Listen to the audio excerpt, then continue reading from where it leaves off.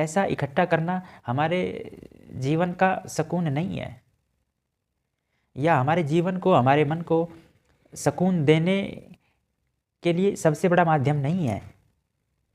सबसे बड़ा माध्यम वो है जिसको आप कुछ समझते ही नहीं है। वो ईश्वर के नायाब तोहफे हैं जो आपको संतान के रूप में मिले हैं।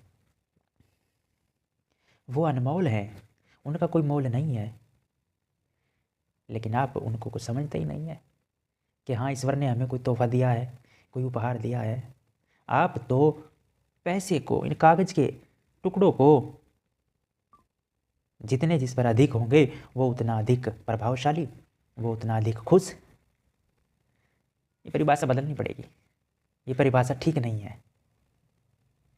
सुख में जीवन जीने की नोट होने अति आवश्यक है, यह परिभाषा ठीक नहीं है।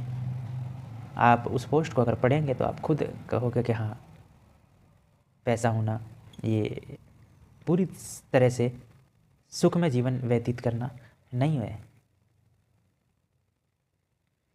देखो, मैं तो फिर भी यही कह रहा हूँ कि अभी 2026 प्रारंभ हुआ है, अभी तो बहुत कुछ होना बाकी है। इसलिए मैं आप सभी से कह रहा हूँ कि सबसे पहली आवश्यकता अगर हम सब की है, मनुष्य की है, जीव जंतुओं की है, तो भोजन है,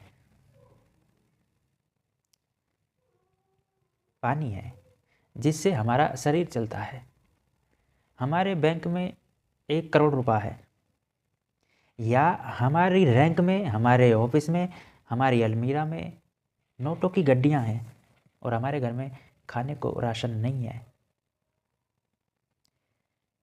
क्या किसी भी माध्यम से वो नोटों की गड्डियाँ जो आपके घर में, ऑफिस में, अलमारी में रखी हुई हैं, वो आपके पेट की भूख को शांत कर सकती हैं?